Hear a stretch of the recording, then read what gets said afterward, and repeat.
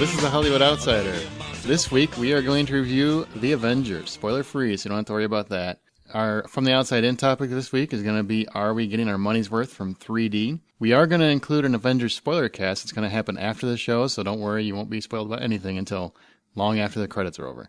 And you can always subscribe to the Hollywood Outsider on iTunes, Stitcher Radio, or anywhere else you find an RSS feed. With that, I am your host, Aaron Peterson. With me today are my co-host, Scott Clark. Hey. How you doing? Kind of eerie. Justin McCumber. How you doing, man? Doing great. And Brian Williams. Hello. Are we all Avenger fatigued yet? No. No. No? It's pretty much been all that's been on TV the entire weekend. I haven't seen it my second time yet. Yet being the key word. We've all seen it twice. Scott's only seen it once. Because we're thorough. You're no fan. Well, we don't know yet. We'll find out later. I promised my wife I'd go see it with her, and she's never available at the beginning of the month. So, is she a fan of the other movies? Oh, yeah. No. I thought we were getting way too much information about his wife. I wasn't sure. No, she's in accounting. Month end is a very busy time of year. You know how to liven a podcast up. Let's talk about accounting. I thought, she's not good at the beginning of the month. Trust me. God. All right, let's start with movie news. There's a couple sequel things. This is from the Department of No Shit. Avengers 2 is in development. After what we're going to talk about a little later, the biggest weekend of ever, Disney's Bob Iger confirmed that, yes, they are working on it. And James Cameron confirmed that the only thing he's doing for the rest of his life, apparently, is Avatar. He's working no True Lies 2, no Titanic 2, because I'm pretty sure that they could tell how the boat continued to sink or something. Or Terminator 46, none of that. Only Avatar sequels 2, 3, and possibly 4. Well, when you've got the highest grossing opening of all time, it's pretty much a no-brainer. For the Avengers 2? Yeah. Yeah. What do you think about the Avatar one, though? That's actually more... I'm actually concerned that that's all he would want to focus on. Why? It would seem to me he was such a guy against sequels for so long that now he's fully embracing the whole sequel plethora. Well, but is it a matter that he's embracing sequels as a concept, or that he's embracing a story that is finally close enough to his heart, or that he's passionate enough about that he would want to do sequels, whereas maybe everything else he's ever done, for whatever reason or another, just didn't give him that, that love, that joy, but this one did. And I don't know, I kind of take that as a good sign that he is so passionate about it that this is what he wants to be an Avatar, machine for the next, for the foreseeable future. I kind of like it. So you don't really care about Tom Arnold's future? It is way too goddamn late to look at a True Lies 2. Terminator is done. There, no more Titanics, please. I do kind of regret that he probably will never do the Battle Angel movie that he had talked about a long time ago wanting to do. Mm-hmm. But if it means getting more Avatar, I'm fine with it. I loved Avatar, and I would love to get more stories set in that universe. So it's good news to me. All right.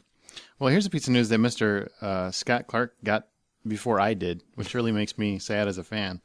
But Sam Raimi's Renaissance Pictures is suing Award Pictures because his own Evil Dead franchise, basically Award Pictures is saying that his involvement in the Evil Dead franchise is no longer prolific. He can't claim any relation to that franchise because he said out loud he didn't want to do sequels, and so his hold on that copyright apparently has faded. So Award Pictures wanted to make an Evil Dead 4, and so Sam Raimi has to sue Award Pictures to stop them from making Evil Dead 4.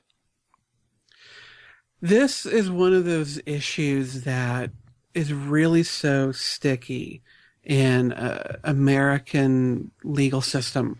The idea of rights, who owns rights to what, and for how long do they own them?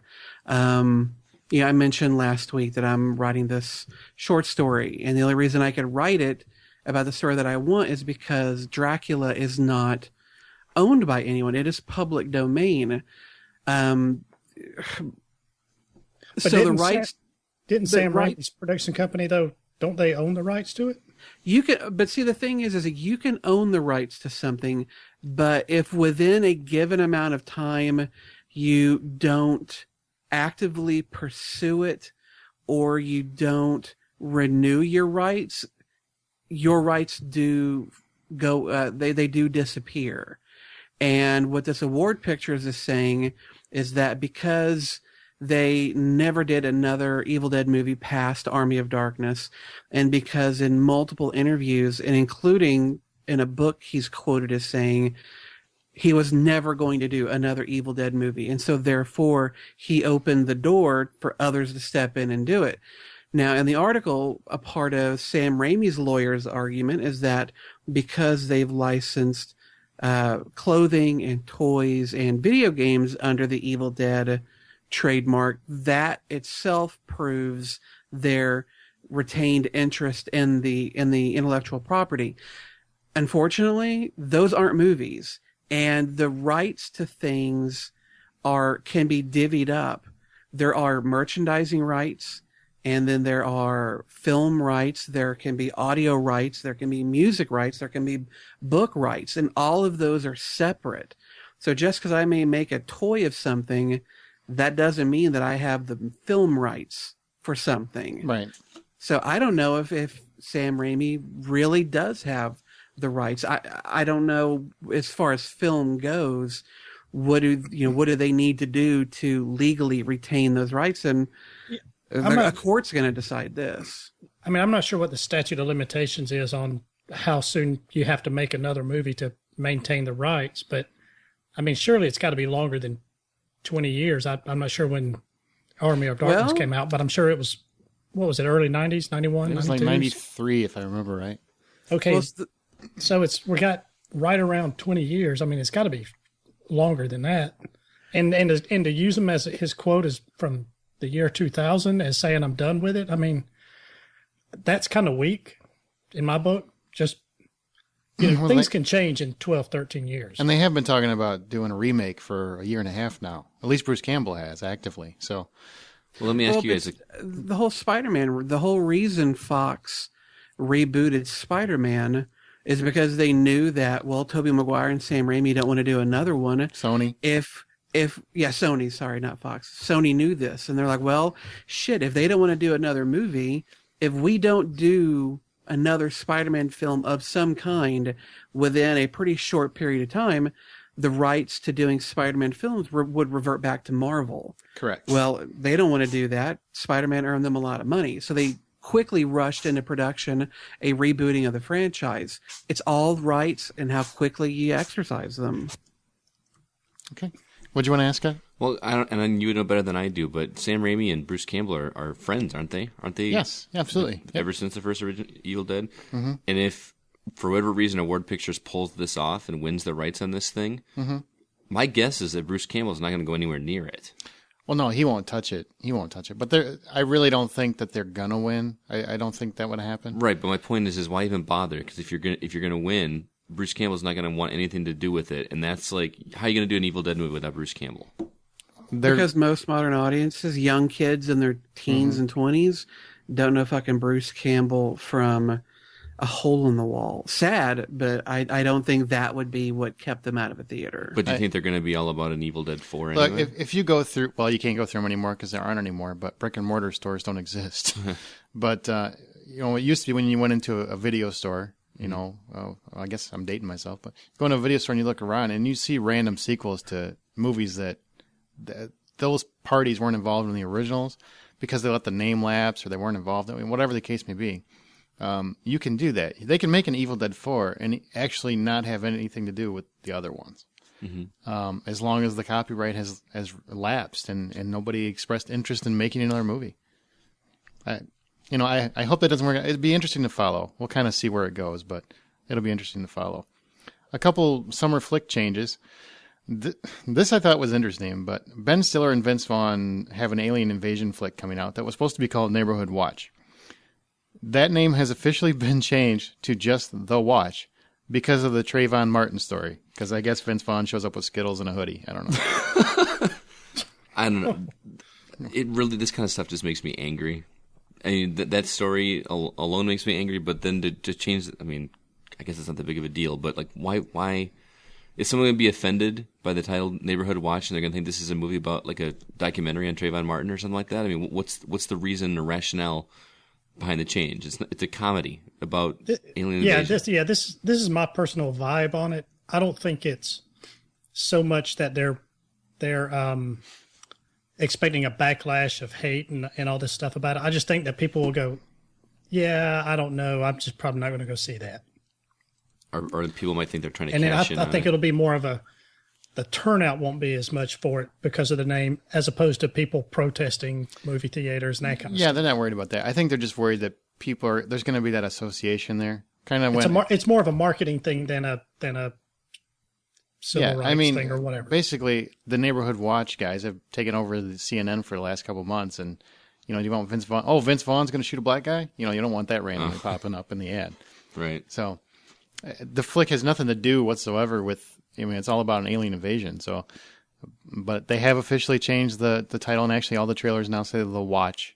So if you're looking for Neighborhood Watch, keep looking, and it won't be coming out anytime soon. I think what's even a little more interesting, actually, is that Prometheus is getting the R rating.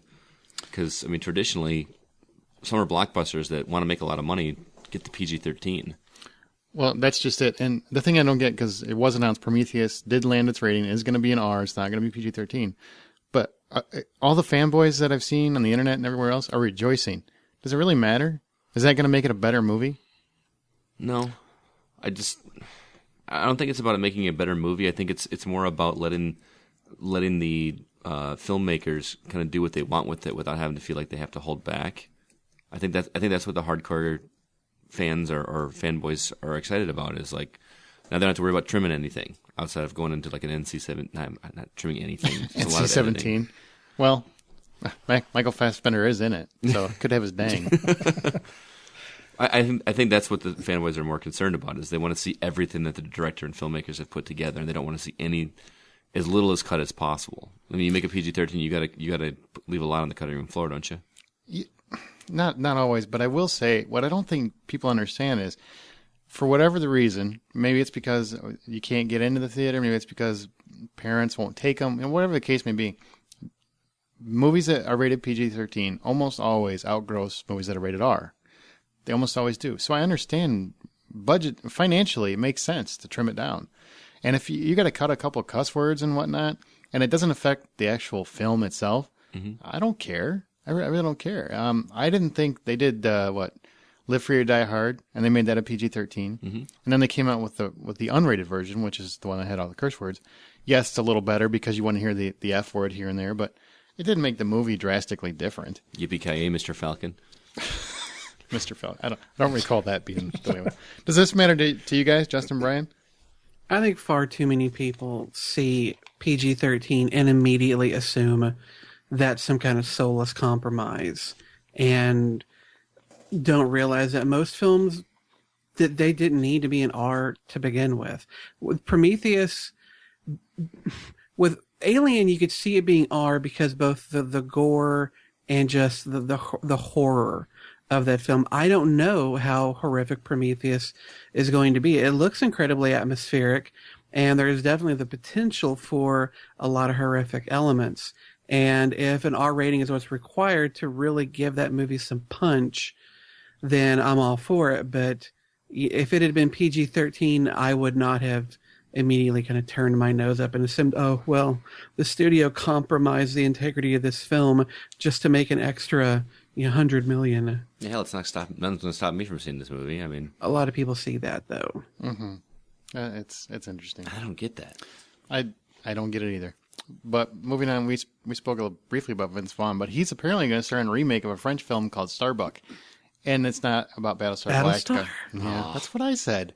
As soon as that's the reason I clicked on the damn link, because I'm like, really? He's going to be playing in Battlestar Galactica? No, it's about a middle-aged guy who learns he fathered over 500 children through sperm donation. That's a lot of jerking off. And it's written and directed by Ken Scott, who apparently helmed the original. What our listeners might not know is, this is where we gave Justin the nickname Starbuck, and not because he is such a Battlestar Galactica fan. So that's just a little peek behind the curtains there in the Hollywood Outsider land. Funny concept, I guess. I haven't seen the original, so I'm not real sure about it. But it sounds like a Vince Vaughn movie. Yeah, it does. You can visualize him in it pretty easily. So I'll wait for the trailer, see what's going on with it. I'm holding out for my Battlestar Galactica movie. I thought it was a documentary on Wilt Chamberlain. Wow. I thought it was my life story, but I never had to donate. Sean Kemp. Edgar Wright, Simon Pegg, and Nick Frost, the guys from Shaun of the Dead and Hot Fuzz, are reuniting for The World's End, about 5 childhood friends who reunite 20 years after an attempted epic pub crawl and try to go at it again. I don't know, though, how this is going to compare to those, because both of those movies that they had done before, Shaun of the Dead and Hot Fuzz, both of those were parodies of particular movies and styles of films. I don't know if this is that same sort of thing, so I'm not quite sure who they're parodying or what, but it was interesting when I was reading the article about this. It said that as they attempt to reconcile the past and present, they realize the real struggle is for the future, not just theirs, but humankind's. I have no idea what the hell that means. Ooh, that sounds more exciting now. I didn't see that. I mean, is the World's End pub beneath it as an alien invasion force ready to come through and their drunk asses have to stop it? I don't know. You just made a movie I want to see. But I love Simon Pegg. The guy is gold in everything he does. And Edgar Wright, I've enjoyed every film of his I've seen. So, get them all together again. I'll buy a ticket. I'm always happy with those guys. I'm looking forward to it too. Actually, I love the style and tone of those two movies. Just that kind of humor and the half British, half American humor just mixed ridiculously over the top. Oh yeah, but they're spaced apart a good amount. This isn't like every 2 years they put one of these movies out. He said spaced apart. Only true geeks get that. But go ahead. Oh, I get you. Spaced. Okay, I got you spaced. Gotcha. I should have. Yeah, I should have caught Should it. Should have caught your own cleverness. I should have. Yeah, it was on purpose. I just acted dumbfounded. Yeah. You do that really well. Yeah. You should get a fucking PhD. There's enough between these movies that you don't get tired of the formula, as opposed to a lot of things that are rehashed so often. I kind of like that. Welcome to Brian's Trailer Park. All right. This week we've got 1.5 sequels for you. Okay. So, the first one is one, or half a sequel, is This Is 40. It's a Judd Apatow movie. Most people, that's pretty much what most people need to know just to go see it, because he's got a pretty good run with movies here lately. But in case you want to know more, it is being called a sequel to Knocked Up. But instead of following Katherine Heigl and what was it, Seth Rogen. It's more of a spin-off, really, but it follows the characters played by Paul Rudd and Leslie Mann from Knocked Up a few years after all that the Knocked Up movie took place. So I was kind of leery about it just because at first, but when I watched the trailer, it actually does look pretty funny. Oh, yeah. It does. I don't know. Maybe it's just me. I guess I'm getting a little tired of these earnest Gen Xers turning 40 kind of films. And if I was going to do a sequel to Knocked Up or a pseudo sequel, these are not the two characters I would have done that sequel with. I don't know. And frankly, I'm getting a little tired of Paul Rudd. I mean, the dude is the Jeremy Renner of comedies. You will shut your dirty whore mouth. He's everywhere. I'm tired of it. I think Leslie Mann is funny only in limited doses. I don't want to see a full film of her whiny kind of tone as she talks. I don't know. I went into watching the trailer prepared to really enjoy it, and I had a couple of chuckles. But I don't know. It's just...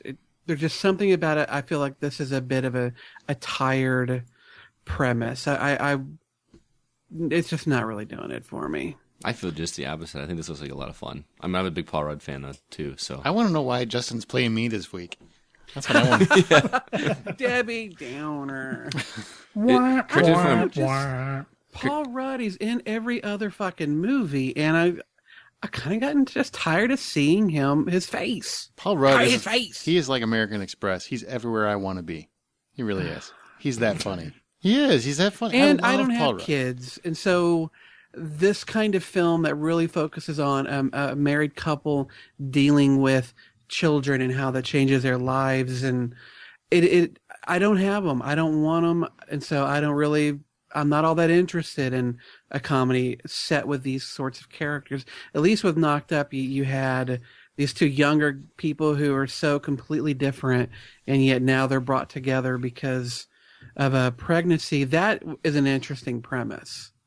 40-Year-Old Virgin is an interesting premise. This, it just seems like middle America's life with a couple of laughs thrown in it. Sorry. I think he's just bitter because he's almost 40. Well, if you're not into watching people turn 40 and the problems they go through, maybe you'll be a little bit more interested in a movie with a bunch of 60-something-year-olds run around with guns and deal with their own other types of issues, which is the other sequel that we have. It's The Expendables 2. The trailer finally came out recently, and basically the synopsis is it's a simple job turns bad, and it turns into a revenge mission. So, Wow. It's got I mean, you've got all these action heroes and guns. You don't really need much of a plot, but just point them in a direction and say go. I actually saw this trailer in the theater when I was going to see. Actually, I think it was seeing Avengers, and when at the end of this trailer, I was like, I got the luxury that you guys don't of seeing the original Expendables for the first time because I haven't yet, and this makes me want to go back and watch the first one to get amped for this because this looks like a hella fun movie. Like, just the ridiculous amount of when they go through like each name, like boom, Stallone, Chuck Norris, yeah, and Jean-Claude Van Damme. The theater erupted when Chuck Norris came on. Oh, screen. for real, mine too. It just looks like so much fun. It just looks like a cult, like the Avengers version of 80s action heroes, all in one spot. It's just like a wet dream of everybody our age or guys our age. Like it's absolutely ridiculous. Yeah. And then see the scene where all three, where Stallone, Schwarzenegger, and Willis were all fighting at the same time. Mm-hmm. That was fantastic. Yeah. I will can't say wait. though that whenever Arnold comes on the screen, I have to wince a little bit because he of all of them, old. he looks the most ragged. Yeah. Well, Jesus, I mean he's been governing he was running California for a few years. He looks that would age anybody. Well, I mean, and granted, the guy was Justin never Bieber a looked master. like George Bush. He was never a master thespian, but at least he always had that power and strength of his, physical presence and personality to push through a performance that his acting ability couldn't. Well, now he really doesn't have that same aura about him. He doesn't have that size. And so there's nothing there to really amp up the piss poor acting he does. And so unfortunately Schwarzenegger's involvement really isn't thrilling me, but everybody else involved in this film looks outstanding. It looks really fun. And I gotta tell you, Jean-Claude as a villain, I am all for. Mm-hmm. I'm one of the few people that think Jean-Claude can actually act. Well, he can, but I want to see him and Stallone just go at it. And I would love to see Jet Li get in there. If there's not a naked butt split, I'm not going to touch this as a Jean-Claude Van Damme film. He's just standing in front of his evil monitor, stroking a cat, doing the splits over two chairs. Yeah. Yes. Yes. I could see him doing that. I It can't does think of look a cool. better way to segue out of that. So if you guys want to toss in your 2 cents worth about any of the gibberish that we talk about on here, or if you have a topic idea, you got a few options. 1, you can follow us on Twitter at H_outsider. 2, you can like us on Facebook at The Hollywood Outsider. Or 3, you can email us at feedback@thehollywoodoutsider.com. Or better yet, just do all 3. Make sure that we get it. Better safe than sorry. Fair enough. Stump the HO. Now, Stump the HO. Each week, one of our hosts poses a trivia question to the remaining hosts in an attempt to stump their fellow hosts. HO stands for Hollywood Outsider, not actual prostitutes. This week, it is Brian's turn. We will do the question now, and you'll find out what the answer is a little later on. Brian? All right. So we just talked about the Expendables. So I've got a Expendables type question here for you. Chuck Norris's character Booker in The Expendables 2 is a nod to which of his previous movie characters? A. Invasion USA, B. Missing in Action, C. Good Guys Wear Black, or D. The Octagon? Scott? Can you read the question one more time? Chuck Norris's character Booker in The Expendables 2 is a nod to which of his previous movie characters? Okay. Is it the character from A. Invasion USA, B. Missing in Action, C. Good Guys Wear Black, or D. The Octagon? I'm not familiar with any of those films, so I'm going to throw a stab in the dark and say B. Missing in Action. Justin? B. All right. For some reason, I get this weird Invasion USA vibe from the way he's dressed, so I'll go with A.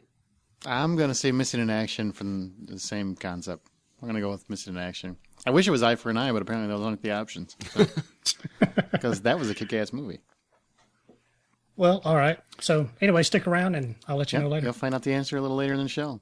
Let's go to the big screen. All right, so first thing we want to do is want to kind of mention briefly last week's episode. It was episode 40, was Ravenous Hose. We talked about the releases from May 11th. That included Dark Shadows, which I don't think any of us will be viewing in the theater. Also, I'm going to see it for the show. Oh, you are? Yeah. Oh, look at you. Yeah. Trooper. Dedication. Go ahead. Also, God Bless America, which was all four of our picks last week, and apparently we're going to be reviewing that next week as well. Mm-hmm. At least three of us are going to be seeing it. Also, Girl in Progress, as well as the movie Hick, which is not a documentary about Brian. Wow. Wow. And also, Girl we've got Progress is a documentary of Scott's life. We also had the reviews of The Raven, which Aaron and I reviewed, as well as Goon, which was reviewed by Aaron. Now, this week, we're going to review one movie and one movie only, which it might have come to your theater. I don't know. It's kind of a little independent film, but it's called The Avengers. And keep in mind, this is going to be a spoiler-free review. So if you want to hear what we have to think about, what we think about the movie with spoilers, that'll happen at the very end of the show after the credits.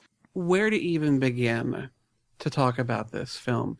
Last week I went to go see it, and the first time I went to go see it, I did a whole day Marvel movie marathon at our local movie tavern theater. Seats were plush, all sorts of food and drink, so it was a nice experience. And we started off with Iron Man, which I hadn't rewatched, and I think when it came out on Blu-ray, I gave it one watch and then didn't watch it again. So it was kind of a nice little refresher, a little aperitif, a little hors d'oeuvre to get things started. I liked Iron Man quite a bit.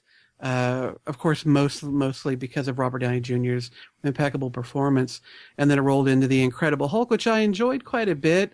I liked seeing it again on the big screen, especially, seeing all the nods to not only the movies, but also the television show. And then from that transition into Iron Man 2, which has been getting since it came out a lot of shit. People talking about it being the worst of the Marvel films, but when I watched it, I thoroughly enjoyed it much more than I remembered enjoying it. Slid right into Thor, which I have to say now Thor is by far the weakest of the Marvel films for me. Yet the story of Thor ties so closely into the Avengers that you really should not see the Avengers without having seen Thor. And of course, into Captain America. And then at midnight, the Avengers got started. As a quick recap of the story or what it's about, a synopsis of it, within Thor and then in Captain America, you learn that there is this object called the Tesseract. And for those of you who are comic book geeks, such as myself, you would also know it as the Cosmic Cube. This Tesseract is a device of unlimited power that S.H.I.E.L.D. comes into possession of, and they're trying to find out how to harness its energies, but they're also aware that, and I don't know how they're aware of this, but they are, that it's a doorway to some unknown location, some unknown destination.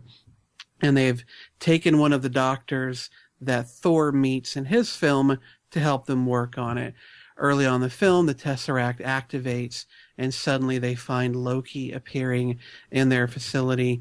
From there, it is nothing but 2 and nearly a half hours of constant action, comedy, amazing character moments. This film makes the Transformers movies look tame and look almost boring in comparison. I have not had this much fun in a theater, and I can't remember how long, because you get to see S.H.I.E.L.D. kind of brought low by what happens at the opening of this film and sent reeling back on their heels, trying to figure out what it is they're going to do. And they know they have to pull together these heroes that individually have a lot of potential and power, yet how are these big egos and paranoid people, how are they going to be brought together to work as a unified force to stop what's coming? And they don't at first. And that's the fun of this film. It's not, a bunch of people getting together saying, hey, you're a good guy. Well, I'm a good guy too. And damn it, we're going to do great things together. So let's get doing it. The first half of the movie is just trying to get these people to actually work together and stop fighting each other. But they do, action-packed, laughs galore. Joss Whedon, if I didn't already worship at your feet, this movie would make me do so. I think it's the best superhero film ever done, and I can't imagine that anybody could have done it as well as Joss Whedon did. Plus, he had an amazing cast to do it with. What do you guys think? I am obviously overjoyed with this film. I've seen it twice, and I easily will go see it a third time in the near future. How are your bunions? It's not bunions, it's the hemorrhoids you got to worry about sitting that long. But they're good. I will say I was a little sick by the time that night was over, because you can only eat so much greasy food and sit for that long and drink that many sodas before it really starts to negatively impact your body. How did you feel? Because you saw The Incredible Hulk right before The Avengers? No, it was Iron Man, Incredible Hulk, Iron Man 2, Thor, Captain America. Well, I mean, you saw it just prior to the event. Yes. I mean, same day. Yes. How did you feel in terms of, just real quick, in terms of Edward Norton versus Mark Ruffalo? I honestly would have liked to have seen Ed Norton continue the role. I think Ed Norton has an amazing screen presence and a lot of gravity on the screen, but I think that because the Avengers does smartly focuses on the Bruce Banner character initially and not Hulk, Mark Ruffalo presents to me a more believable genius character than I think Edward Norton would have for that character. And so I think Ruffalo is probably the better person to portray that character. And I love that they initially bring Bruce Banner on for his genius, for his knowledge of gamma radiation, and not just so they can have this, big hulking creature to call on should that be necessary. I think that was a great choice. No, in fact, they try to squelch it through the movie. They're like, they don't want to see him. Mm-hmm. Well, and given where they're at for most of the film, you don't want that guy rampaging exactly. around. Yeah. Now, Scott, you're the least comic booky of the four of us, I would say. As far as reading comics themselves, yes. Yeah, comic booky. Mm-hmm. It's a phrase. You can look it up. Now, I want to know what your take on it is, because you're more in line. You like the Batman series more because it's more realistic and grounded. Sure. Well, I mean, Iron Man is still a little bit more grounded too. I mean, he's that's like some millionaire rich guy that can make machines that work and that kind of thing. But sure, there's still a lot of fantastical elements. But as far as this movie is, I cannot express how much fun I had with this movie. The coolest thing about this is, like kind of what Justin said, is that they're not just a bunch of gung-ho guys that's all get together and work together. They've got some growing together as a team to get to before they get to the culmination of that third act. And up to and leading to that point, you see pretty much every matchup between these characters duking it out between themselves. And you're just waiting and waiting and waiting for that moment when they all come together as one force, when they assemble. And somebody had to use it. Yeah, right. And when they do, that moment is so glorious in that third act when they just it's the promo that you see all over TV when they circle. Spoiler. They work together? What? Right. It's bullshit. But I mean, I've seen that shot 100 times in the commercials and everything, and I was waiting and waiting and waiting and waiting so much for that scene. And even though I've seen it so many times, to finally see it come to fruition with the development behind it was so immensely satisfying. Everybody laughs when you say fruition, because I apparently have ruined that word. But You're talking about the shot where the camera zooms around and you see every Avenger all in the one spot? Yeah. Like, because going into this movie, you expected them to kind of team up a little bit quicker. You know, I didn't expect there to be as much, I don't want to say dissension, but like it took some time for them to come together. Mm-hmm. So much fun. Like that last third of the movie was just nonstop action, like mouth-droppingly awesome. Just so many things happening, so many explosions, so many funny, hilarious moments. Going into this, I said Cabin in the Woods was my favorite movie of the year. This has surpassed it by far, and ironically, they're both Joss Whedon movies. So you guys might have made me a Joss Whedon. You feel fan. like sucking Joss's maybe parts now? Maybe we can take turns. Hey. I'm not done yet. I'll take sloppy thirds. It's okay. Brian, this is the movie you've been waiting for since you were like 8. So. Yeah, absolutely. And it was well worth the wait. It went way past my expectations, way past my hopes. By far the most fun movie of the year. There's going to be a handful of movies that I'm going to like a lot the rest of this year, but there's not going to be one this year, and maybe for a couple of years that's going to be as fun as this movie.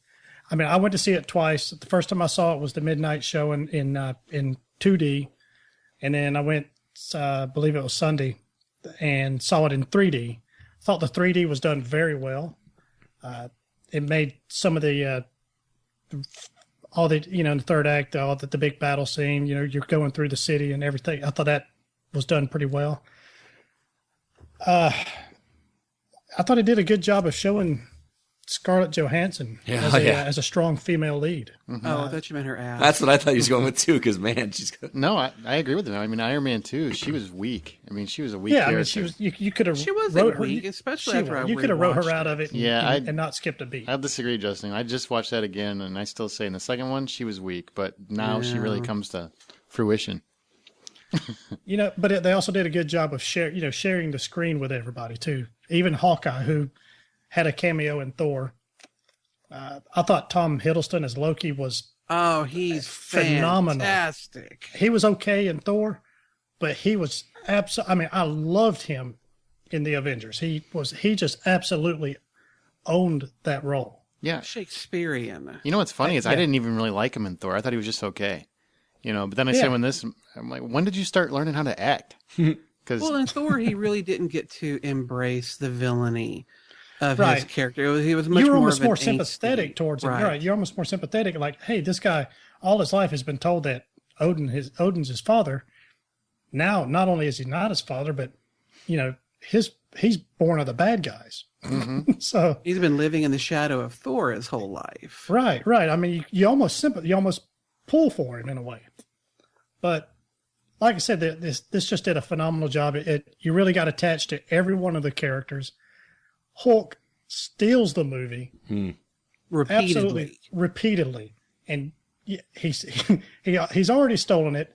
And then by the end of it, he just reminds you that, hey, this is my fucking movie. Yeah, they finally got the Hulk. As far as I'm concerned, here's where I think Joss Whedon really scored the most, is that he finally found out the Hulk's best suited as a supporting character in film. Absolutely. He's not a lead character in a movie. Mm-hmm. Could not agree more. They'll probably try to rejuvenate the franchise, and I still say leave him in things like this, because as a supporting character, Hulk rocks. Mm-hmm. And Whedon obviously knows what to do with him. But the other movies, while I thought Incredible Hulk was actually kind of a fun movie, it's really hard to continue a franchise with just that character. Mm-hmm. It's great for TV because it's basically each week, he gets in, tries not to lose his temper and shit. He shows up at the end and beats up some hillbillies. Exactly. Now, here's kind of what I thought. I thought I'd kind of put it into my childhood. There's been 4 instances in my life in film where basically my childhood finally came back, which is episode 1. When they came out with episode 1, they brought Star Wars back. Disappointed. Sorry, Justin. They brought Indiana Jones, which is my favorite film franchise of all time, and made me not want to watch it for a long time with that one. They did Spider-Man. They finally did a Spider-Man movie, and contrary to what any hater wants to say, I fucking love the first Spider-Man. Don't care what anybody thinks. Love it. I loved it. I thought it was great. Well, I know Brian's not the biggest fan, but I loved it. And then I went and saw the Avengers, and honestly, I had the same level of hype I had for all 3 of those movies because I grew up reading these comics, and reading about, with the exception of Thor, I really didn't follow Thor very much.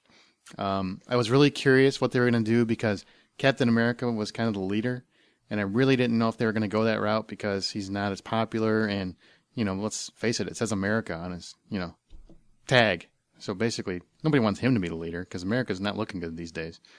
Went and saw it, and the fact that they brought all that shit together with, not making it Iron Man and Friends, which is kind of what I thought it was going to be, because Robert Downey Jr. is obviously the most popular out of all of these guys. They brought all those characters together, gave them all equal screen time, like Brian's talking about, and made the movie fucking work. Mm-hmm. Just work. How they managed to do that?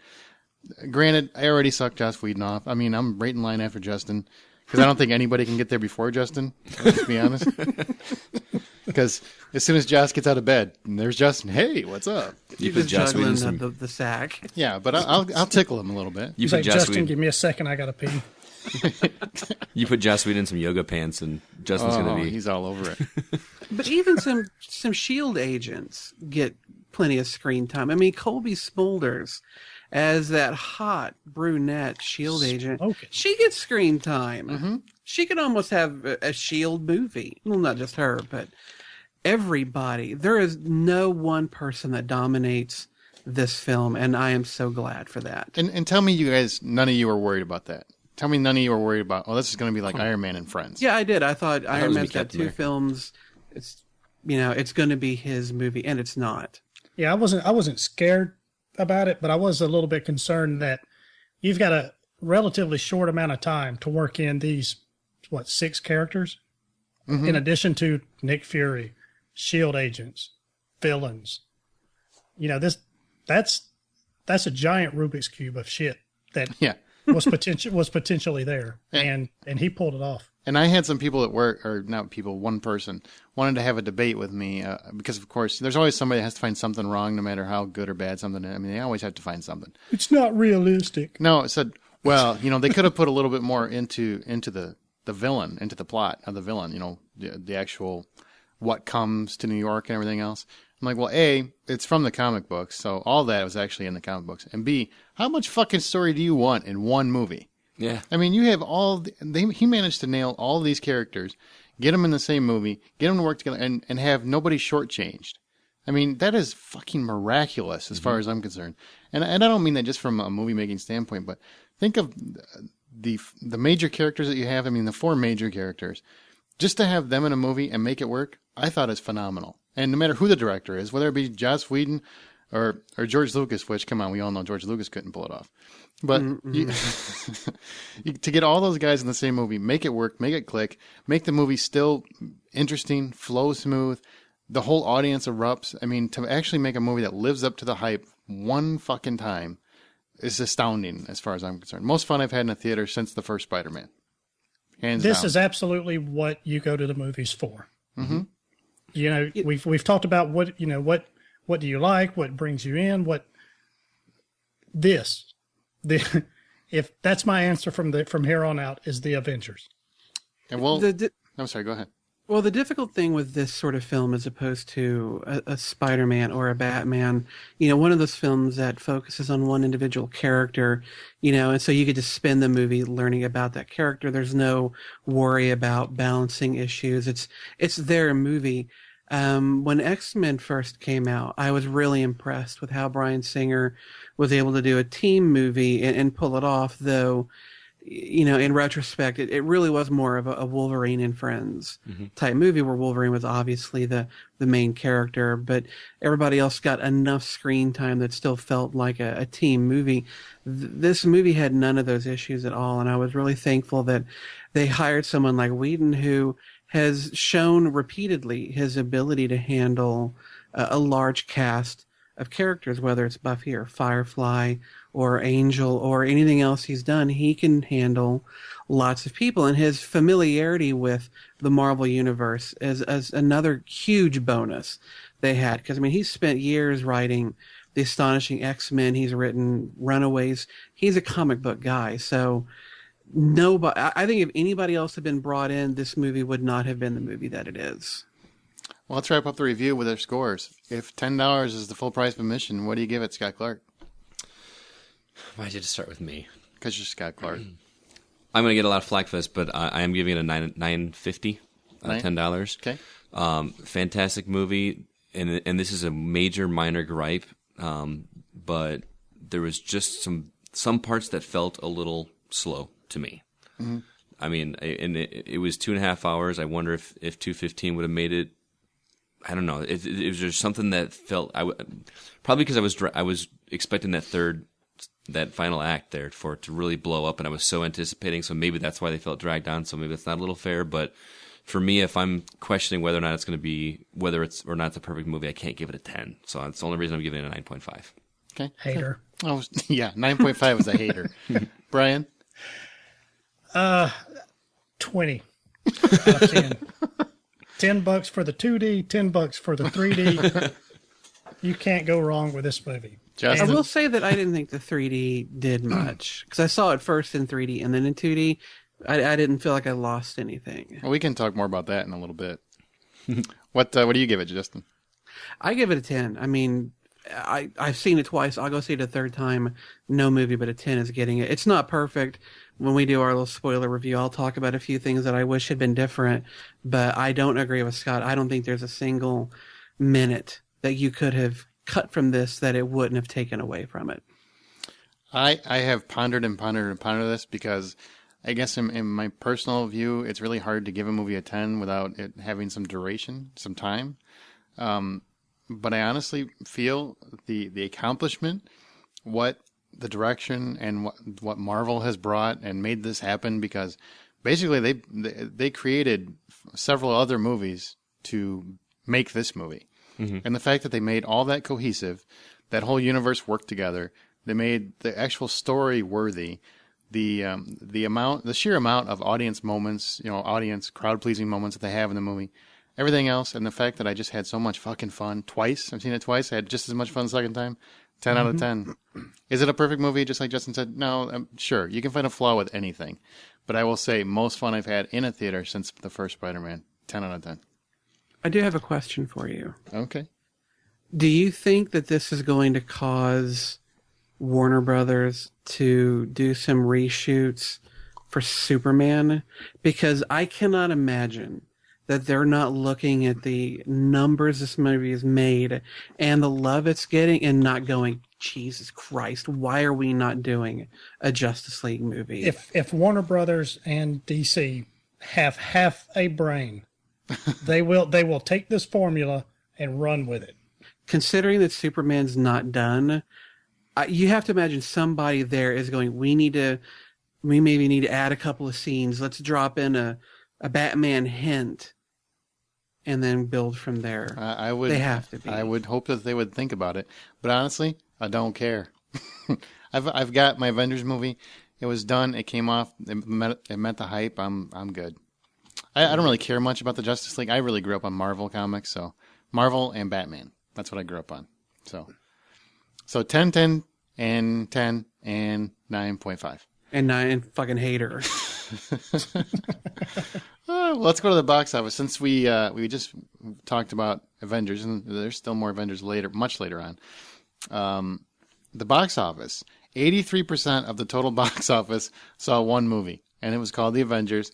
It had the largest opening weekend in history, $207 million. When they first reported it, they reported it as $200 million. And I was telling Scott, there's no fucking way it's going to make 200. They're basically inflating it so that they come across as, hey, we're the first movie that made $200 million in a weekend. No, they were short. It actually made 207. It made almost 19 million just on the midnight showing. Yeah. Thursday night. Just in the midnight show. Friday morning. And overseas, it's well over 450 million. So far, the movie has been out, it's only been out less than a week here, but it's been out, I think, 15 days or whatever overseas. It's made over $700 million worldwide. Already. I mean, it made almost 19 million Monday. Yeah, on Monday it made 19 million. And 17.6 million yesterday. Yeah. Sequel. Yeah. Actually, I'll be honest with you, I'm not sure I want one. I know this was done right. I might be good with it. Well, if they do a sequel, if they have the lead up to a sequel like they did for this one, Hugh Jackman. I don't know if I want to see that either, because you're going to have to basically have a whole other cast. Robert Downey Jr. would be too old. to be Iron Man. But It's funny you mentioned Hugh Jackman, though. I've heard that there's secret talks between Warner Brothers and Fox and whoever else holds Marvel hero rights that they might be able to borrow a character. Ooh, well, And Wolverine would be one we'll see what happens. because he was an Avenger. But yeah, it's made like $744 million. Wow.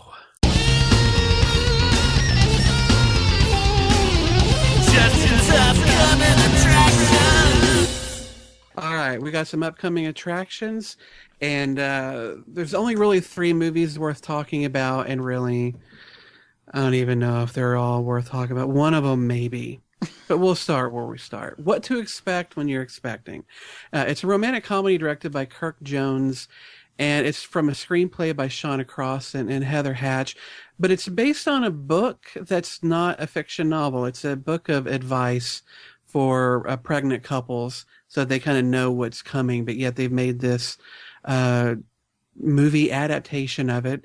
It stars an ensemble cast of Jennifer Lopez, Cameron Diaz, the Juicy as Hell, Brooklyn Decker, Rob Hubble, Dennis Quaid, Chris Rock, amongst so many others. And the story follows 5 couples in the Atlanta area who suffer the many joys of the childbirth process. Personally, I find the concept of parenthood horrifying and want absolutely nothing to do with it. But Aaron, you've thrown yourself on that particular grenade before, so I can imagine this little ditty might be right up your alley. I already know what to expect, and I have no desire to live through that shit again. I'm gonna Pass. take my wife to this movie just in case she ever gets the idea that she wants to have kids. That's your plan. That's your genius. And then I'm gonna buy it on DVD, and we're gonna watch it once a year. I'm pretty sure just show her naked. She'll be fine. You won't have to show her. You won't. That's all you gotta do. yeah, I think that's a horrible idea because they show all the bad stuff in the previews to get you to go see it, but midway through it, by the 3rd act, it's already turned around to be all the sweet, Yeah. that's gushy true. stuff. So that's what Kids she's are going to wonderful. remember. Kids are the best thing. Let me tell you, Scott, they're That's not. right. They're not. So Take your If there's wallet. video footage of an actual birthing, that would probably work better. Oh, okay. What you got to do is go to your bank, withdraw all the money you have, take it into a field or something, and just light it on fire. That's parenthood. Okay. Enjoy. I'll pass. Sounds like fun. Yep. All right, next up, we've got The Dictator. It's a comedy film co-written by and starring Sacha Baron Cohen. This is his 4th feature film in a leading role, and it tells the story of a dictator who risked his life to ensure that democracy would never come to his country and he could keep it lovingly oppressed. Larry Charles, who previously directed the Cohen's mockumentaries Borat and Bruno, also directs this film, and Cohen stars alongside Ben Kingsley and Anna Faris. Scott, this sounds like torture, but you're a film nut, so I guess you're going to subject yourself to it. You interested in this one? Not very much at all, but I will say I saw the new trailer in the theater this weekend, and it actually looks funnier in that trailer than it did in the original ones, where they just do all the stupid stuff with him being a terrorist. Some of the stuff looks funny, but some of it also seems very in bad taste. I don't know. Predictably bad. Yeah, and so I won't be seeing it, but like I said, the second trailer had some genuine laughs in it that I thought was pretty funny, but not worth going to see. I want to see The Dictator. Do you? Yep. Really? I do. It looks fun. It looks. I like Cohen. I think he's ridiculous and stupid. But I saw Bruno, and as ridiculous and over the top as that movie was, I laughed my ass off. I did too. So I liked Borat. I didn't really care for Bruno. I'll give this one a rental, but yeah, I'll probably wait for a cable because I didn't like Bruno. Borat was funny. Bruno wasn't. It's almost he might be doing that M. Night Shyamalan thing, except with comedies. Yeah. Start out good, the rest are just shit. Progressively worse after that. Bruno just was diminishing returns. fair enough. Bruno was ridiculously off the wall and over the top. Like, And hard to watch in some parts. yeah. Felt, How he got Ron Paul to do that, like, that takes balls, seriously. Wow. yeah. All right. Well, last up, we've got Battleship. This one's a science fiction action naval war film inspired by somehow and loosely, I can't use that term enough, loosely based on the game of the same name. The film was directed by Peter Berg and stars Taylor Kitsch, Alexander Skarsgård of True Blood fame, Rihanna, Liam Neeson, and yet again the luscious Brooklyn Decker.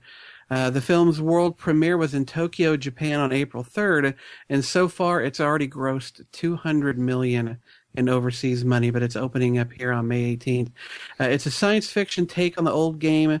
The trailers have made little sense, and I really have no idea what to make of it, but God, I know I'm going to go into the theater and see it. Brian, you're like me. You're an unabashed action film nut. So, I don't know. Do you plan on seeing this one? Yeah, I do. And it's mainly just for all the pretty special effects. Because I don't know what the story, and in a way, this kind of intrigues me a little bit because story-wise, I don't know what to expect. And so I kind of give that a plus in a backwards compliment kind of way. So I will go see it. My expectations are low. So I'm hoping to be blown away by it, but I think Peter Berg is a hell of a director. I'm not convinced Taylor Kitsch is leading man material, but we'll see. Go see John Carter. Yeah. You'll be convinced. I agree with you. It's Fair funny, enough. though, if you go to the Wikipedia page for this movie, it actually has a story, and I was surprised at just how interesting the story was. Be warned, though, there are some spoilers in there, so you might want to read it with caution, but there's actually a story. You just don't get that from the trailers. I'll be seeing it as well, and I don't know why. Like, I the first time I saw this trailer, I was like, really? This is You're just ridiculous. programmed like the rest of us. Yeah. I'm waiting But- for Liam to, you sank my battleship! If that doesn't They happen. better say that. If they don't, but it just looks like a popcorn summer movie. Like, that's just, you go in, this is one you're going to want to see in the big screen, you're going to want to see with the big sound, just to go in and have a good time and shut your brain off for a little while. All right, now, of these three films, gentlemen, which ones are you most likely to be going into a theater to see? I think I know the answer, but let's go ahead and do it anyway. Brian? Battleship. Scott? Battleship. Aaron? Dictator. You're a fucking asshole. Battleship here, so you lose anyway. You want to see Dictator over Battleship? I want to see Dictator. No, he just wants to keep saying dictator. How? any excuse to say dictator. He's right. I think you should walk in with a potato hanging from your belt. What does that mean? That's your costume. You're a dictator. Dictator. Jesus Christ. It's a Halloween costume. Oh my God. Okay. What's this movie? What's this movie? Each week we have a little movie clip. We're still laughing from Dictator. That basically we play and see if you guys can guess it. And if you can guess it, you can always email us at feedback@thehollywoodoutsider.com or tweet us at H_outsider. Last week's answer, that was Justin's pick, was The Fifth Element. And everybody fucking got it. Scott so hopefully M. Aaron's better. Scott M., Amber H., John R., Tyler S., Sean M., Dustin B., and Aaron S. No relation to me. All got it right. You didn't go with the one I wanted you to go with, or you actually used a different portion of that clip. I think you gave it away. I think I used the clip you gave me. I gave you the clip, but I said start at this time mark and end at this one. You started it further in. You gave way too much Bruce Willis in that clip. I'm blaming you. This wasn't on me. You gave it away. Okay. All right. Well, this week it's my choice, so let's see if I can stump everybody. But it's if you think you know what this clip is, make sure you email us feedback@thehollywoodoutsider.com. Were you awake or were you in bed when you heard this noise? Well, look, man, I was in bed first, then I was awake because the damn bugs woke me up, all right? You got bugs all over this place. Bugs? Well, Mr. Howe, what kind of bugs have you been seeing? Well, look, man, do I look like an ichthyologist to you? It's big damn bugs, all right? The size of my fist, size of a peanut butter banana sandwich, man. What do I care? I got a growth on my picker. Okay, if you guys think you know what that clip is, then email us at feedback@thehollywoodoutsider.com. There wasn't really a whole lot of TV news, so we're going to skip right ahead to DVD and Blu-ray. Scott. All right, so this coming May 15th, the releases for DVD and Blu-ray are Chronicle, also The Devil Inside, which Justin gave a glowing review. The surprisingly good The Gray, which I think we all really liked quite a bit. Mm-hmm. One for the Money, also Albert Nobbs, Rampart, Hell on Wheels Season 1, and Flashpoint Season 4. And just so you know, the Chronicle, The Devil Inside, and The Gray are all on the YouTube channel, The Hollywood Outsider. Oh, yes. Mm-hmm. So you can kind of check those reviews out. Be sure to listen to those reviews. Ooh, yeah. Hit me with that unknown shit. Flashback. Next, we're going to move on to our Flashback DVD or Blu-ray of the week. This is where once a week, one of our podcasters brings to light a DVD or Blu-ray to the table that's either little known or obscure that they kind of like to share with the podcasters as well as the listeners out there. This week, it's my turn, and I've selected a movie from 2002. I don't know how obscure it is, but it's one that I think very few people have seen, and I think it's a little underrated. The movie is Big Trouble. It's a comedy based on a book written by Dave Barry. It's set in the city of Miami with just a cavalcade of crazy Miamians that just do a bunch of ridiculous things. There's basically a nuclear bomb mixed in with the mix. Some dim-witted gangsters basically steal it from a rich guy who is being watched by the mob and that kind of thing. I'm not selling this very well as far as an intricate story, but this is a silly yet smart comedy that I can't recommend enough. I've actually read the book as well. I think you've read the book book's as well. funny as hell. The book and the movie really does the book justice. Mm-hmm. Some of the one-liners and stuff in there are hilarious. There's an insane amount of cast members in this that are relatively well known. Tim Allen, Rene Russo, Stanley Tucci, Tom Sizemore. There's even his name is escaping. Who's Puggy? What's his name? Jason Lee. Jason Lee. He's hilarious in this movie. I'm being real succinct with this, but don't miss out on this movie. It was kind of a throwaway movie that I thought was hilarious that I've actually watched numerous times. I think it's hilarious, so don't miss out on it. Yeah, that's Big Trouble. That's actually really funny. It is. The book is even better, but the movie's pretty funny. Mm-hmm. And it's available everywhere. Netflix, as well as your local rental places if you still do brick and mortar. Yeah, if you can find one. Yeah. We got one left in town, I think. 2. Well, most towns have none. So, okay. Well, before we go into our From the Outside In topic, which is are we getting our money's worth from 3D, we're going to take a quick promo break. You can tell I don't do this very often. We're going to take a quick promo break. We'll be right back. Welcome back to All Things Geek. This is going to be episode... I don't know. Good to see the light of gay. What? I just puked in my mouth. Oh, man. Pizza and cranberry juice. Tune into All Things Geek for clips like this and more. www.allthingsgeek.info. Do it. All right, we're back. Brian, what is our Stump the HO answer? All right, just to refresh here, Chuck Norris's character, Booker, in The Expendables 2 is a nod to which of his previous movie characters? Was it the character from A, Invasion USA, B, Missing in Action, C, Good Guys Wear Black, or D, The Octagon? Scott and Aaron, you guys both said B. Justin, you said A. And all three of you assholes are wrong. It's C, Good Guys Wear Black. Get the hell out of here, really? In both films, Chuck Norris plays a retired military operative in a rescue mission to help his old comrades. I thought you said a retired military operative. Sorry. Am I the only person in America who's not a big Chuck Norris fan? No, I'm not a big Chuck Norris fan. I I like really Eye for an Eye. That's the only thing I like. Well, the young people, oh my God, the youngins. Well, the youngins nowadays, the only thing they know him from are the jokes. exercise machine commercial and the jokes. Oh. They don't even know who Chuck Norris is. Let me tell you a secret. I used to like Chuck Norris, and then my grandma, she was very, very ill for a long period of time. And anytime I would go see her, she would only watch Walker, Texas Ranger. That is, to God's honest truth, that's the only show she would ever watch. I've seen so many roundhouse kicks to the face and stupid life stories. You got AIDS, or whatever that stupid Chuck Norris story is. Oh my! Says I got the AIDS. What's that? Did you say your grandmother passed on? Yeah, she passed on. Probably from Maybe watching she watched too that much. show just to go, oh, please, God, take me now. Take me now. Let's make it easier. I remember liking Delta Force. So isn't it like a cheesy, like, riding? They were all cheesy, shooting man. missiles from his He's motorcycle. just such a shitty actor. Yeah, he's a horrible actor. Just bad. Did you notice he didn't? He's got a great roundhouse kick, but that's really about all he's. You notice he didn't have any lines in the trailer for Expendables 2. It was just him shooting a gun, strafing. None of them had lines, except for Bruce Willis and Sylvester Stallone. Yeah. Well, let's get our From the Outside topic in.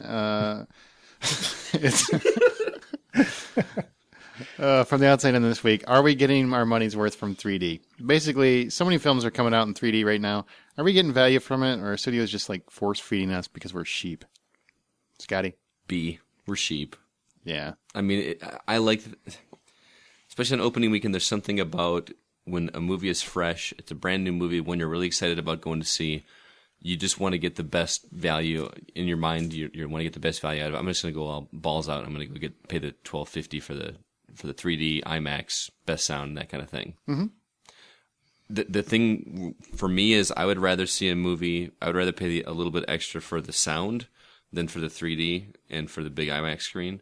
Like if they did just a regular 2D screen with the IMAX sound, I would rather pay the lower price for that. If that makes sense. The 3D is kind of gimmicky, although I do like that it's not just out in your face. It's more like a depth kind of thing with the picture instead of it. But I don't. More and more, I keep thinking I don't need to see this movie in 3D.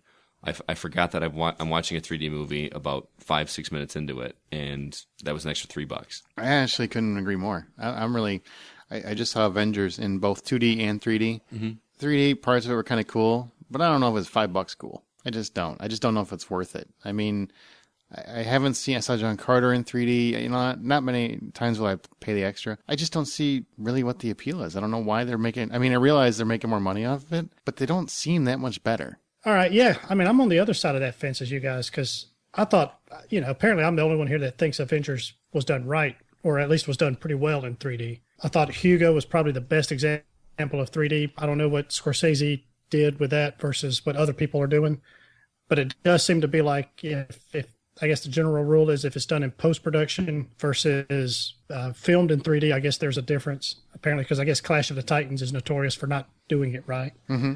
But I thought, go with the fight scenes in the Avengers, you're going around through the city was really neat. I thought it was, phenomenal. I thought the for whatever reasons, the scenes in space, they kind of blew my mind a little bit. And I thought it was done. I thought it added, I actually picked up stuff in the 3D version that I didn't catch in the 2D version. Now, maybe that's because I knew what was coming up, and so I wasn't as focused on what's about to happen. But the Amazing Spider-Man trailer, I thought was phenomenal in 3D. It kind of gave you a real sense of what it's like to be Spider-Man web slinging across the city. So if it's $2 or $3 more, and it's a big budget, if it's a big blockbuster movie like the Avengers, like Spider-Man, maybe even Battleship, or just one of these big special effects heavy movies, then I'm for it. But I'm not going to go see the birthing movie in 3D or something like that. That would be. You don't want to see a birth see Paul Rudd's come at your face? Hairy ass. Yeah, exactly. Sticking up in my face. So The baby comes out at your face. I want to cut the umbilical cord. I mean, to be fair, when I saw the Avengers in 3D, my head was really pounding after being in the theater for so long and eating and drinking poorly, and then watching Thor and Captain America in 3D. By the time the Avengers rolled around, I was nursing a pretty good headache. So it's not fair for me to judge the Avengers. And I don't blame Hollywood for looking at 3D as something new initially to draw people back to theaters, because, they must have been losing lots of money because people at home now have surround sounds and big screen TVs. And so what's the point in going to a theater? Well, let's give them 3D and maybe that'll draw them back in. But of course, TV caught up and now you can get TV in 3D too. So I understand why Hollywood would look for something to bring new interest back to theaters and draw people back to going to the movies. But I don't really think 3D, for the most part, does anything interesting. And in fact, in a lot of ways, it can detract from the movie, whether it's the dimness that I've noticed that 3D movies have over their 2D counterparts, or what.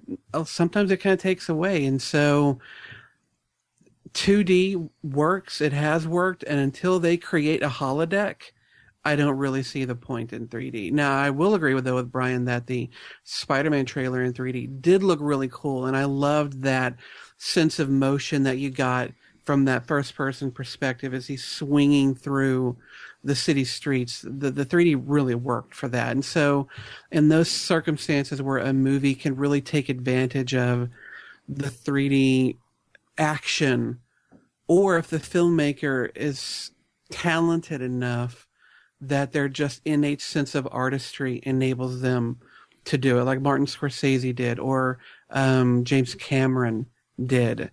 Those guys are so damn talented, they can make 3D work, but most of your off-the-shelf directors can't. I can't really speak to the Avengers, like I said, but all in all, I wish they would move on from that and just stop.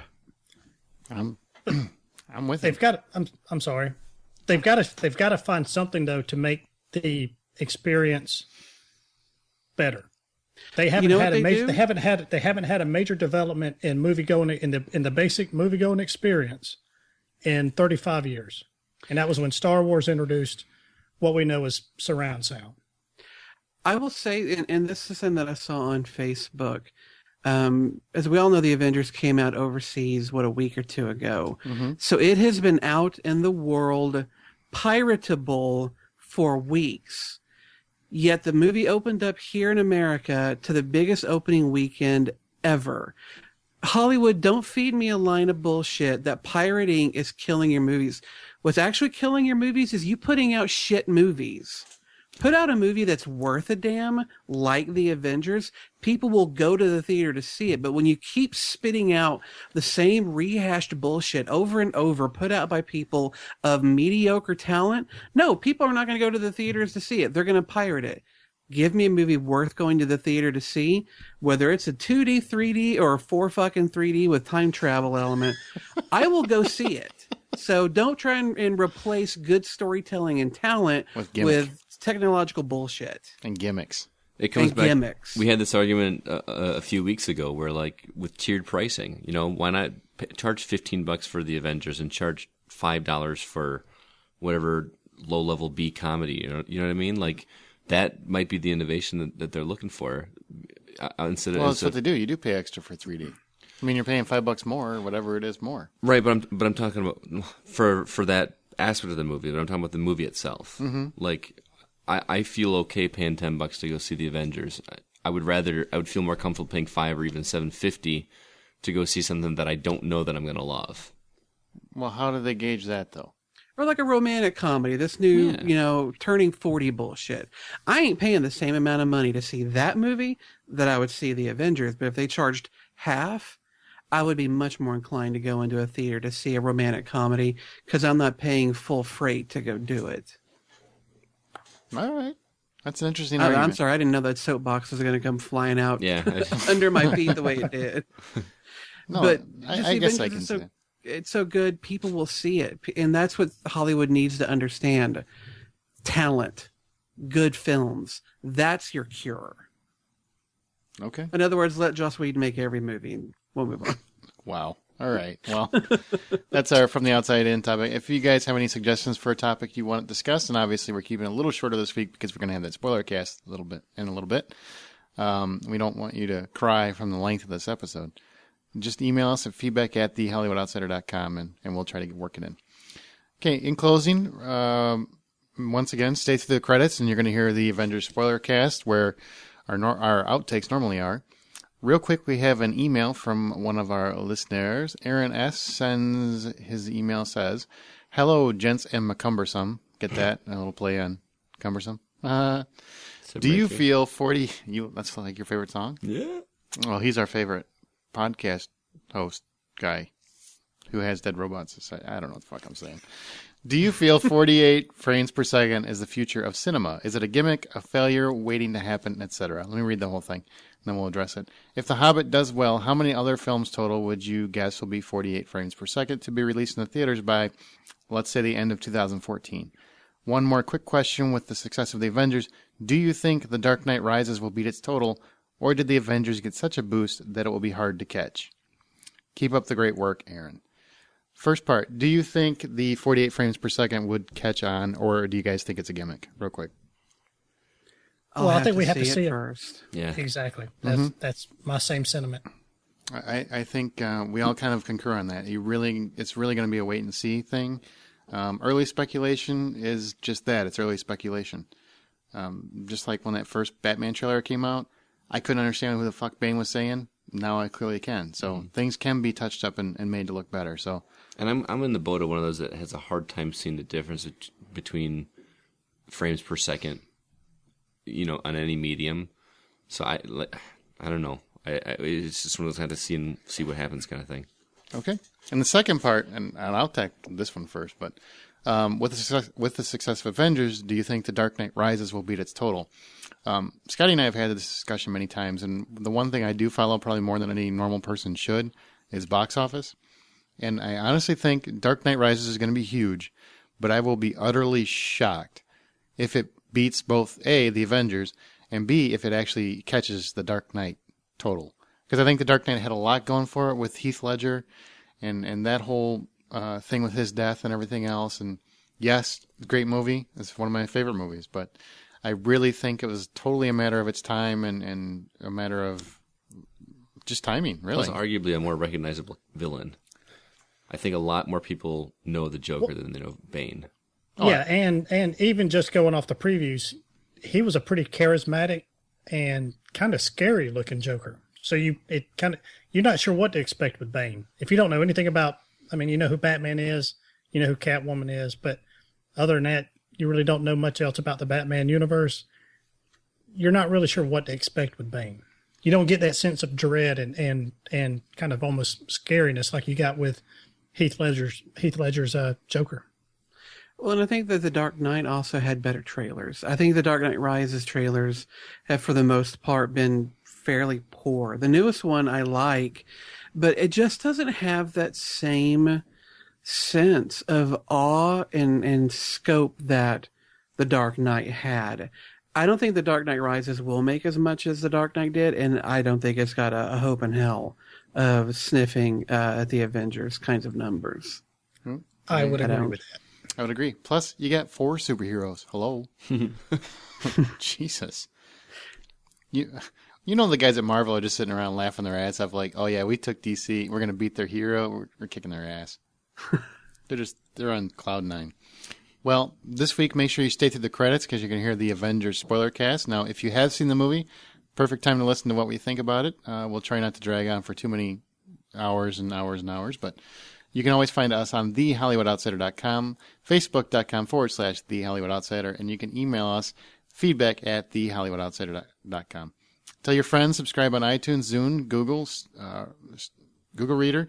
Listen on your Stitcher radio app. Give us a thumbs up if you do, or just a plain old RSS feed. Totally almost forgot what I was going to say right there. And you can always find us on Twitter at H_outsider. I want to thank each of the podcasters. Brian Williams, you can always find him on Twitter at BrianWMS. Thanks for being here, buddy. Thank you. Justin McCumber, who hosts the Dead Robot Society. It's a weekly podcast for aspiring writers, available on deadrobotsociety.com. Thanks, Justin. Thanks for being here. Oh, Aaron, it's always my pleasure to come on and help you do this podcast. Thanks for being here. His book, Haywire, is available now on Amazon, Barnes & Noble, iBooks, and for your Kindle or Nook. And we're working on an audiobook. Are you really? Oh, I'm not doing it, but a company is doing it for audible.com. But the woman who's going to be reading it, I do know her, and she has got an amazing voice. So nice. I'm really hopeful it's going to come out better than I ever could have done it. My vocal talents are available for free, actually. Yeah, but I don't want that Midwest twang in it. Sorry. Hey, look. We have a twang? It's called sarcasm. Hey, this voice is for hire, too. I'm just saying. we know of at least one listener who would pay good money for that. That's true. That's one. And Scott Clark, who's might pay a lot. Who's the host of the Official Thread podcast, is a monthly podcast for gamers available on iTunes and Stitcher and at Official Thread, and new episodes just out. Thanks for being here, Scott. Not a problem. My pleasure. And remember that the next time you go to a theater, buy popcorn.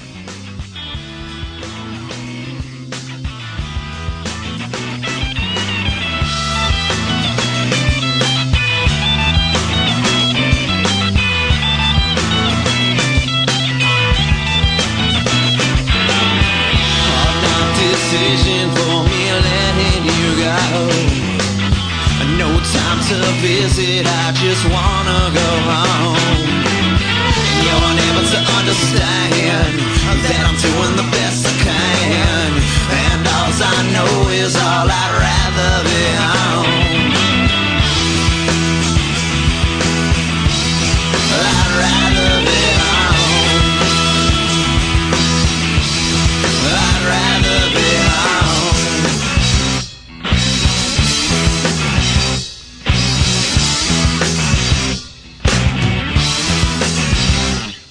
Okay. Now, if you have not seen the Avengers and do not want to be spoiled, don't listen to anything else. We're not going to go on too long. We're just going to have a kind of a quick little spoiler cast about some of the things that happen in the movie that we didn't want to ruin for you in the review. So, if you haven't seen it, turn away now.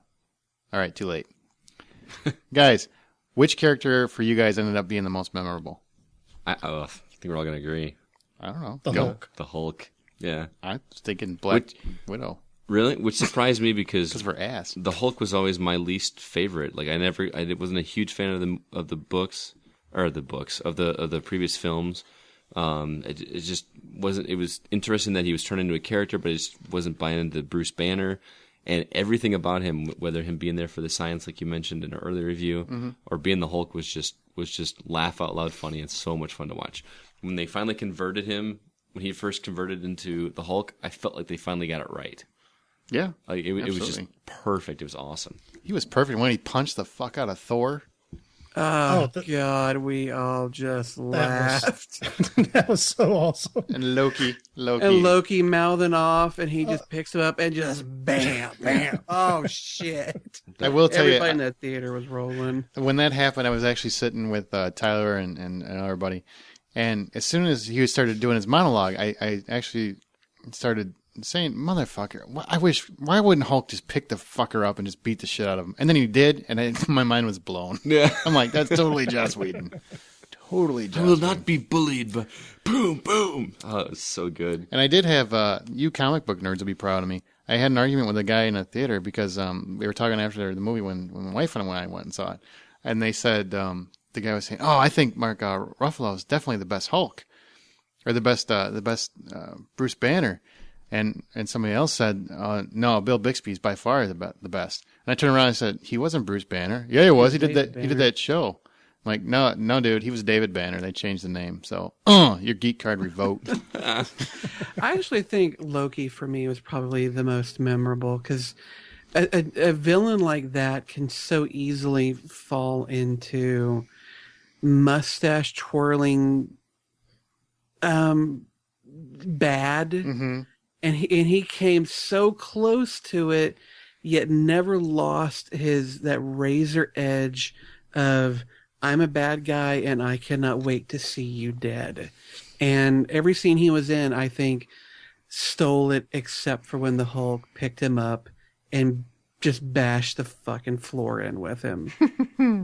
Yeah, I don't know if it was the writing, if it was the acting, the direction, maybe a combination of all of them, but he really, Tom Hiddlesworth really stepped up his game as Loki, and he I was just blown away by him, and he was just, and the way that he would kind of sucker you into, and he would even tell you, I don't have your humanity issues. I don't know why you're trying to appeal to him, and then he would get somebody to relax their guard, and of course, then he like stabs Thor. Mm-hmm. Whatever. So it's just, I'm a bad guy. That's what I am. And he really owned it. I just thought he was just phenomenal as Loki. What about Thor was even better in this movie than he was in his own film, which is shocking because, Kenneth Branagh is such an amazing director who brings so much Shakespearean experience to the things that he does, yet the writing of Thor in this film seemed much more Thor-like, and the way he carried himself was much more of the Thor character. So I actually think he did better in this film than he did in his own. I had a chuckle when you said Shakespeare. It reminded me of the line with Iron Man. Oh, Shakespeare in the Park. My favorite was Point Break because nobody got it because they were all they were young and everything. Uh-huh. And I'm laughing my ass off, and there's all these kids around me like, these fuckers have no idea what that meant. None. No. And my favorite line of the whole movie, it wasn't. It was The Adopted. He was adopted. You watch what you say about my brother, and he's like, well, he tried to destroy or whatever he did. And, he's adopted. Killed 80 people on his first day. He's adopted. That was classic. What you guys think about the agent's death? That was I did not see it coming. Me either. Fucking Joss has to kill somebody. But here's my little, I guess, conspiracy theory thing of it. You never actually see him. I mean, you see him I guess you see him dead, and he says they called it, but they've got a lot of room there to turn him into some cyborg or whatever. They've got room to bring him back if they wanted to. I hope they don't. Yeah. A good death like that, it loses its weight when you undercut it by bringing him back in some strange way. He's dead. He was a fantastic character across every single movie. I hate that he's dead, but it was a noble one. And, when he shot Loki with that gun and said, oh, that's what it does. Yeah. It's a good ending. Mm-hmm. Yeah. And he knew what his death did. He even told Nick Fury they need something to rally around. He knew. So it was good. Sad, but good. How would you guys feel? Who do you think got shortchanged, if anybody? Aunt Robin. Who? Aunt Robin. Colby Smulders, the from Robin Sparkles. Yeah. Oh, Lord have mercy. No, I just wanted to see more of her. I thought she was fantastic in every scene. She kicked ass. She did. I want to see more of her. Totally bland. Really? She's the only character I didn't care about. I liked her. Because you liked her ass, or because you liked her? I thought she was a great new character to add to the films. She was capable without being a bitch. She had just enough screen time to let you know who she was, but she could have used a little more. She was great without being overdone.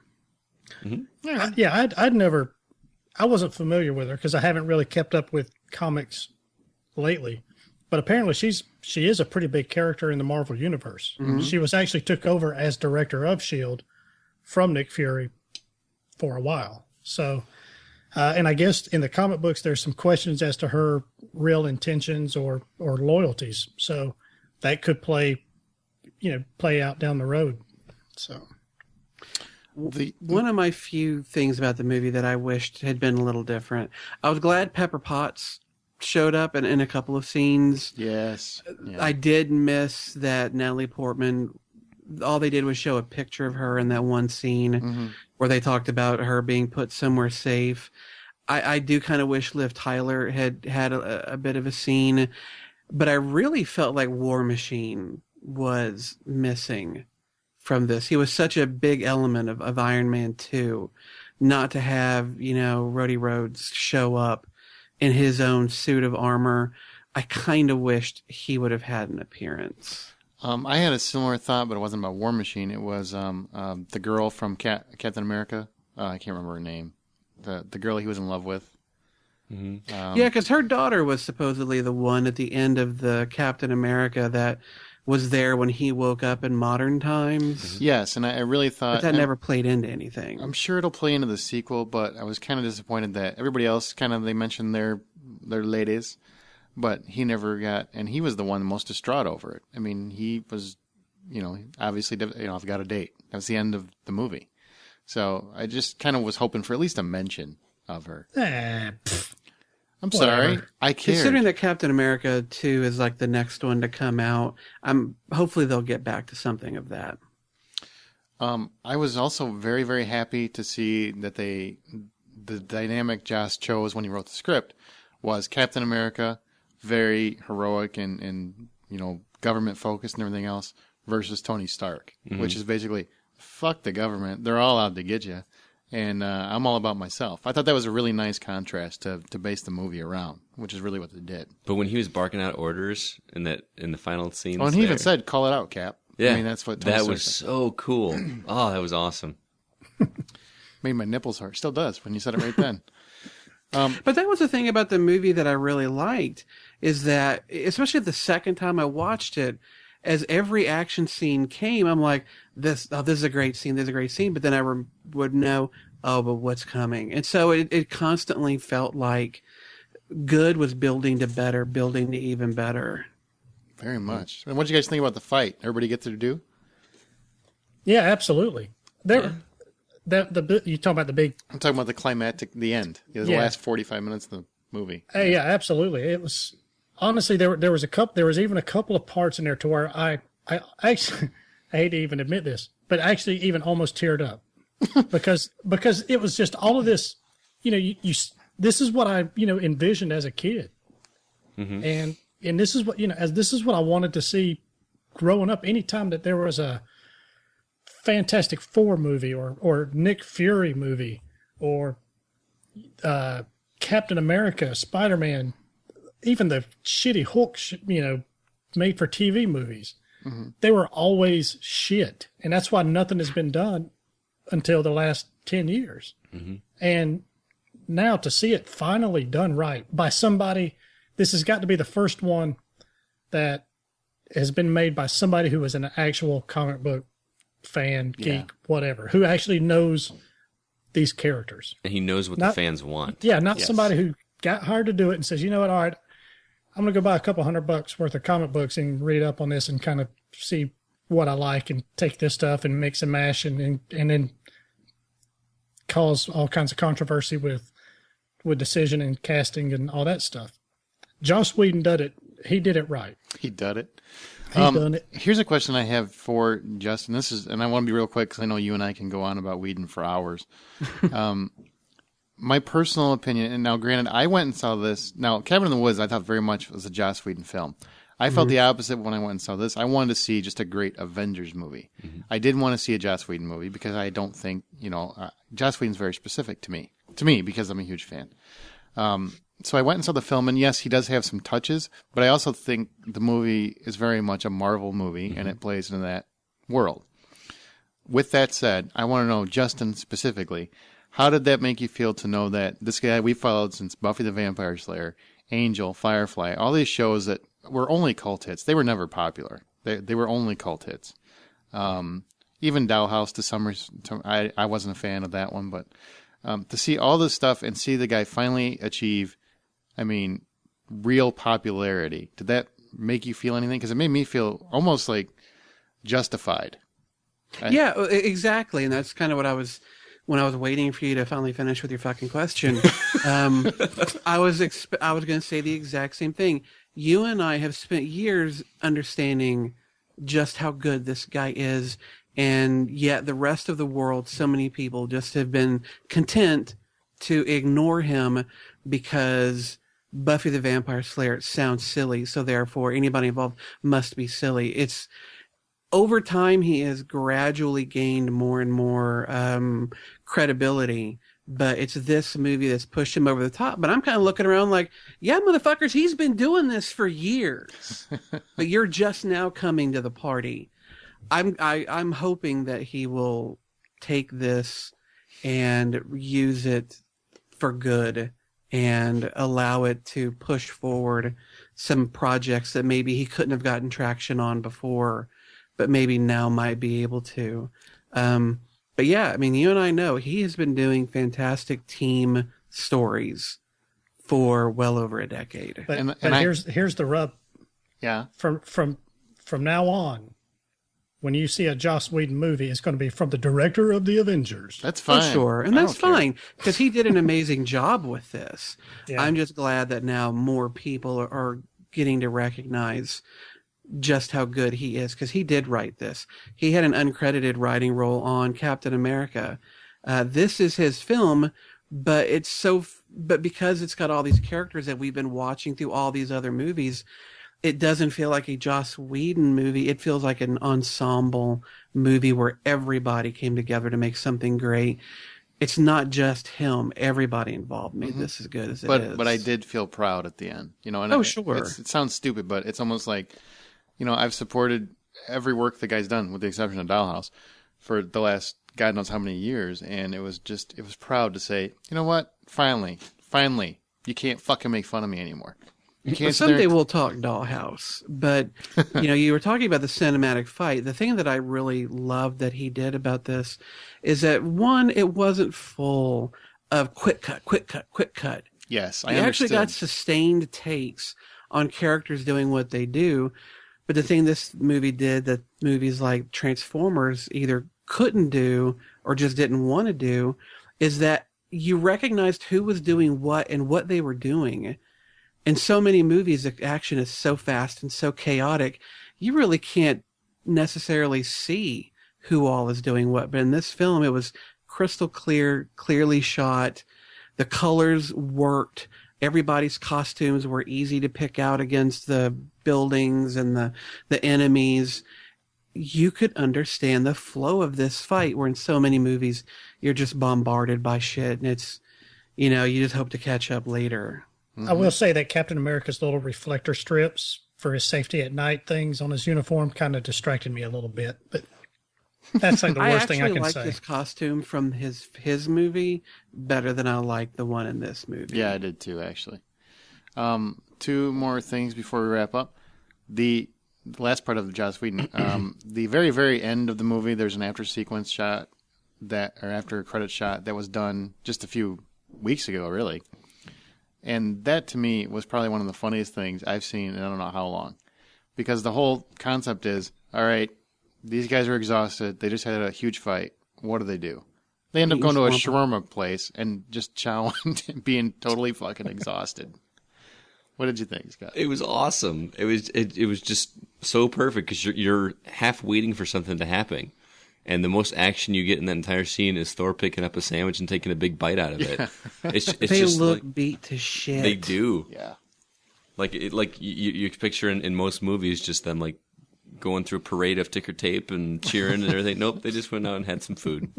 Well, the people as everybody sweeping up, and even Mark Ruffalo had to just kind of look like kind of a half smirk and just kind of like he had like his very small like head shake, like ugh. Man.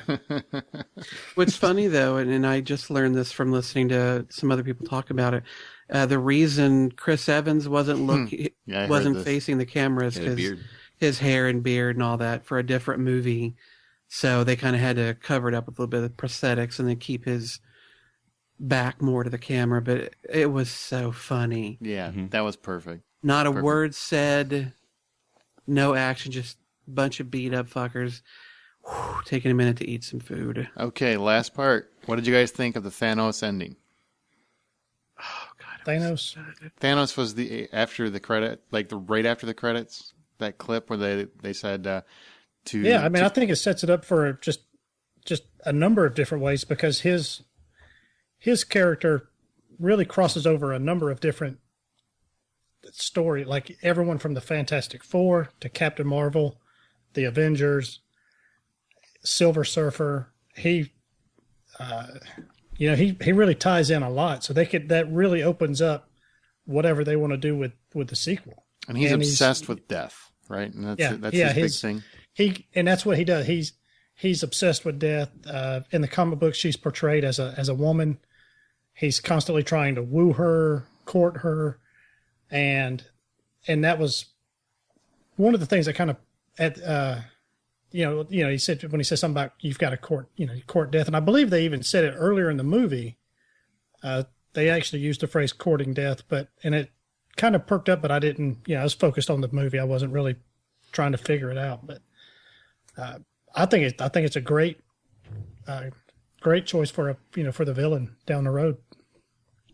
No. Yeah, I mean Thanos. His name is actually a slight alteration of Thanatos, who is the Greek. Not god of death. It's more of what they call a daemon, which is kind of a lesser supernatural being of death. And so Thanos being a changing on that, yeah, he's all about death. He's a massive Marvel villain. And like Brian said, he has tangled with just about everybody. I mostly read his stuff when he was in the Infinity Gauntlet series. So I'm a bit familiar with him, and when I saw that guy turn around and kind of smirk at the camera, I was pretty well pleased. Either him or Apocalypse I wanted to see at the end, but him especially. He's a great villain. That'll be interesting to see what they do with that. I will say, though, that I was a bit confused early on when they filmed this and they were talking about when we started seeing that there was this alien army that they were going to be fighting, everybody kept asking, is this the Skrull? Is it the Kree? Who are these aliens? And Marvel and Joss kept constantly saying, no, it's not the Skrull. No, it's not the Kree. Come to find out, though, I was doing a little research on it. And even though in the movie they're called the Chitauri, when you look it up, the Chitauri are the Skrull. They're just a subset of the Skrull. If you read the Ultimate lines, which these movies are really heavily influenced by the Ultimate line of comic books as opposed to the more traditional. Hell, even when they rebooted and did the Ultimates, the guy that they based Nick Fury on was Samuel L. Jackson, so it was really only appropriate that they hire him to play him, considering that they'd used his likeness for Nick Fury when they created this whole thing, and Thor he looks just like the Ultimate's Thor. So the Chitauri being the Ultimate's subset of the Skrull kind of makes sense. So for all you comic book geeks, I'm sure you, like me, are more interested in that sort of stuff. Yeah, and just so anybody listening, if they don't not sure who they are, Skrulls are kind of a shape-changing species of aliens who are tangled quite a bit with the Fantastic Four. Right. So Jessica Alba?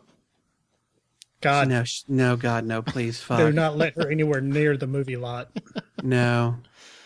All right, and wrapping up, where do you guys see this in the lexicon of comic book films?